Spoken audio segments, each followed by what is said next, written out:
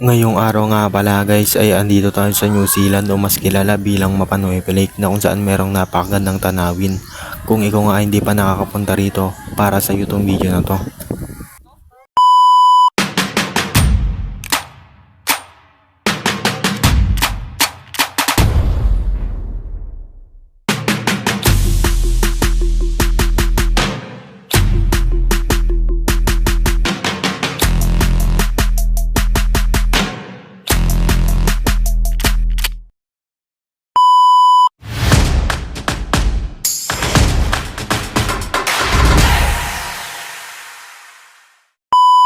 Guys, ngayong araw nga pala ay kailangan nating magkayak dahil nga pupunta tayo New Zealand o mas kilala ito bilang Mapanoe Lake. Pero syempre bago ang lahat, kailangan muna nating magbihis. Tapos tayo magbihis, inaya naman tayo ng misis nating mag-picture-picture. Syempre dahil pogi tayo, pagbibigyan natin yan, di ba? Gago! At yun na nga guys, matapos tayo sa ating mga ginawang kalokohan, andito naman tayo, lumabas naman tayo para naman pakita ko sa inyo yung mga gagamitin natin. Meron nga pala tayong dalawang tricycle at tatlong motor na gagamitin dahil nga napakalayo daw nun. Hindi ko alam kung ilang oras ang biyahe doon dahil nga hindi pa ako nakakapunta ron. Kita nyo nga bago yung motor na yan at isa nga yan sa gagamitin ng maisubok sa pangmalakasang daanan. At yun na nga guys, nakahanda na nga ang lahat. So, sobrang excited nila. Mira na naman ang kademonyo ng kanilang kamay. Busina nga sila ng busina. Alam mo naman na lalakas ang busina nila. At yun na nga na bago ang lahat, kailangan na namin umalis dahil nga anong oras na baka gabihin kami makarating doon. Dahil nga napakalayo daw nun. A few moments later. At yun na nga no, bago ang lahat, tumito muna kami para bumili ng gasolina. Syempre mahirap na, baka maubusan kami ng gasolina, magtulak kami lahat no. At yun na nga guys, matapos na kami magpagasolina, umalis na rin kami dahil nga baka gabi na kami makarating doon. Dahil nga anong oras na rin. Syempre fast forward na natin yan dahil nga napakalayong biyahe na ito.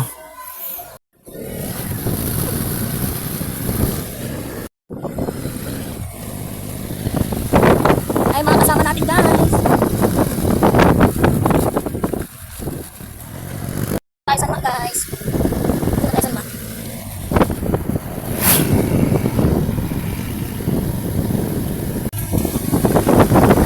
kumag.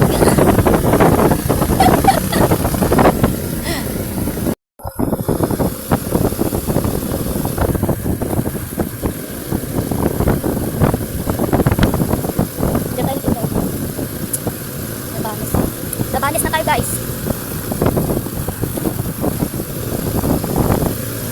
A few moments later.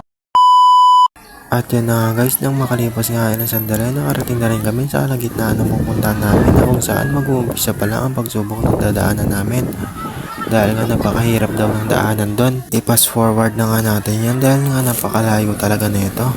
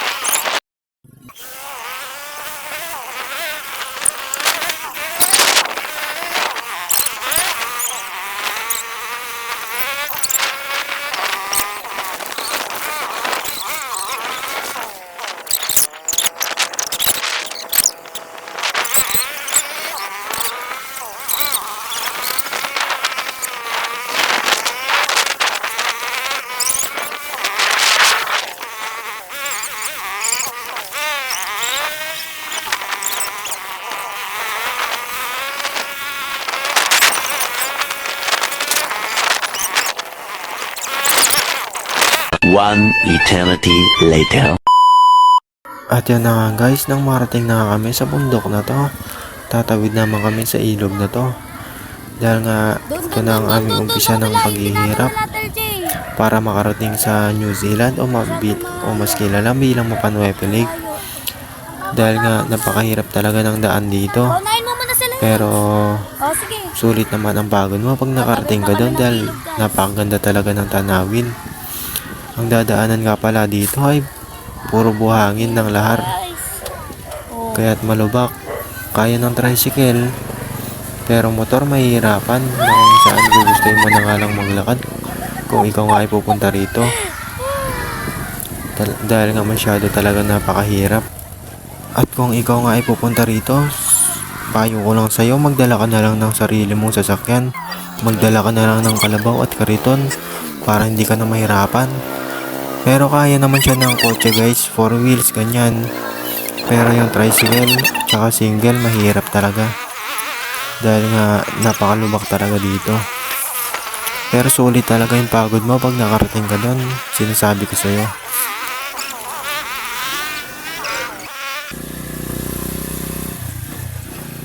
$2,000 years later.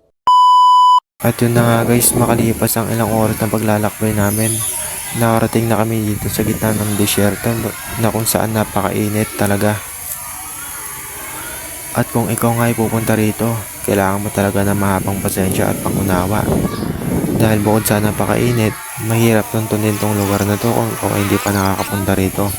Pero guys, may tour guide naman tayo dyan na kung saan magbabayad ka ng 30 isang tao. Indente. Kaya yan. At yun na nga guys, makalipas na naman ng ilang minuto, nakarating na naman kami dito sa pangalawang ilog na tatawiran namin, na kung saan ay dito ay sa parteng to nagkamali kami ng pinuntahan, na kung saan lumagpas na kami sa liliguan naming kanto. Sabi ko nga sa inyo, napakahirap talagang pumunta rito pag hindi mo pa to alam. Yung mga kasama nga namin, pangalawang beses nilang punta to. At yun na nga, mahirap talagang tandaan tong lugar na to dahil maraming daanan at napakahirap talaga guys. At sa parting to, lumagpas na kami sa Tumakbo ka na. pupuntahan namin na kung saan yung hinintuan naming kanto, 3 kanto yun. Dapat ay kanan kami. Pero diniretso namin tong daanan na to. At yun na nga, nagkamali na nga kami. Pero tuloy pa rin sa paglalakbay kahit napakalayo talaga na itong pupuntahan namin. Dahil hindi nga kami uuwi at hindi kami nakakapunta ron.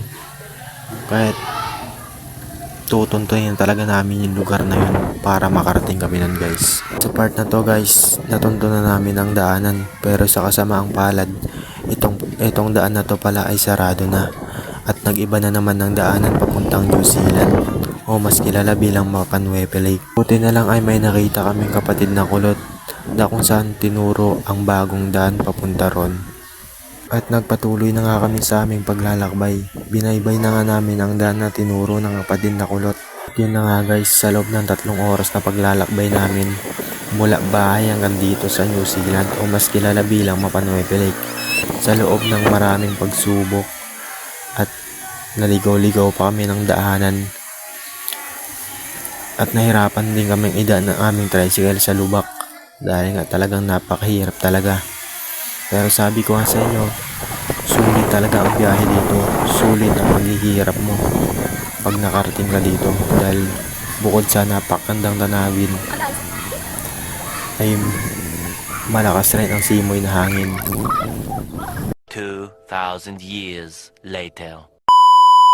At yun na nga guys, nakarating na kami dito sa New Zealand, o mas kilala bilang Mapanuepe Lake. Tulad nga ng sabi ko sa inyo, napakaganda talaga ng tanawin dito. Napakasarap ng simoy ng hangin, masarap magpahinga. Sulit yung pagod mo, sulit yung paghihirap mong pumunta rito. Kahit na dumaan ka sa ilog, buhangin na sobrang lambot, sulit talaga yung pagod mo pag nakarating ka na rito. At yun na nga guys, nung marating na nga kami dito, dahil nga sa sobrang pagod, sa sobrang init, sa sobrang haba ng aming binahe, nang makarating kami dito ay binakbakan na nga nila ang dala naming mga mangga at mga chicherya. At yun nga guys, sa sobrang tagal ng aming biyahe bago makarating dito, ay saglit lang ang aming ipapahinga at aalis na rin kami. Yun lang ang pangit dito. Kaya kung kayo pupunta rito ay kailangan mas maaga para mahaba ang pag-enjoy nyo at pagpapahinga dito. A few moments later. So yun na nga guys, makalipas ang kalahating oras na pagpapahinga namin dito ay kailangan na rin naming umalis. Kailangan na naming umuwi dahil nga mahirap talaga magabihan dito dahil madilim yung daanan. So hanggang dito na lang tayo guys. Salamat sa panonood.